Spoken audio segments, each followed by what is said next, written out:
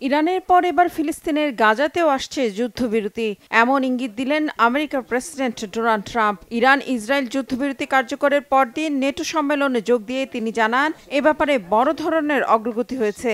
গাজায় খুব শিগগিরই শান্তির প্রতিষ্ঠা হবে বলেও আশা প্রকাশ করেন তিনি। ইরানের উপর আমেরিকার হামলায় ইসরায়েলের সাথে দ্রুত যুদ্ধবিরতি কার্যকরে ভূমিকা রেখেছে বলে দাবি করেন প্রেসিডেন্ট ট্রাম্প।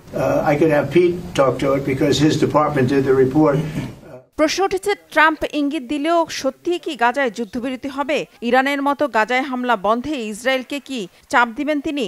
ইসরায়েল কি তাদের বর্বর আগ্রাসন বন্ধ করবে? হামাসকে নির্মূলের দোহাই দিয়ে যে ইসরায়েলি প্রধানমন্ত্রী বেনিয়ামিন নেতানিয়াহু গাজায় গেল ২১ মাস ধরে গণহত্যা চালিয়ে যাচ্ছেন নিজের ক্ষমতা টিকিয়ে রাখতে, তিনি কি এত সহজে হাল ছেড়ে দিবেন? বন্ধ করবেন কি গাজায় হত্যাযজ্ঞ?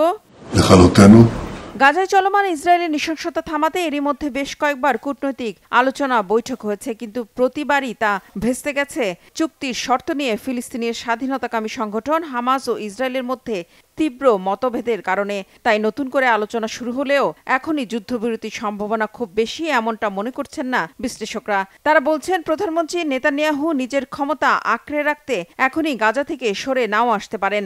এরই মধ্যে ইসরায়েলের এক শীর্ষ কর্মকর্তা জানিয়েছেন, ইরানের পর এবার মনোযোগ গাজার দিকে ফিরে যাচ্ছে। হামাসকে দমন করে জিম্মিদের বাড়ি ফিরিয়ে আনার লড়াই চালিয়ে যাবেন। অবশ্য প্রেসিডেন্ট ট্রাম্পের সাথে একমত জানিয়ে যুদ্ধবিরতি আলোচনার জোর তৎপরতা শুরুর খবর দিয়েছে হামাসও। তারা জানিয়েছে, যুদ্ধবিরতি কার্যকরে দুই পক্ষকে রাজি করাতে এর মধ্যে চেষ্টা চালিয়ে যাচ্ছে মধ্যস্থতাকারী দুই দেশ কাতার ও মিশর। তবে এ ব্যাপারে নতুন কোনো প্রস্তাব এখনো পায়নি বলে জানিয়েছে হামাস। শেষ পর্যন্ত কবে কার্যকর হবে গাজায় যুদ্ধবিরতি, কবে থামবে ফিলিস্তিনি হত্যা, তা জানতে নির্ভর করতে হবে সময়ের উপর, আমেরিকা পরবর্তীতে কি পদক্ষেপ নেয় তার উপর।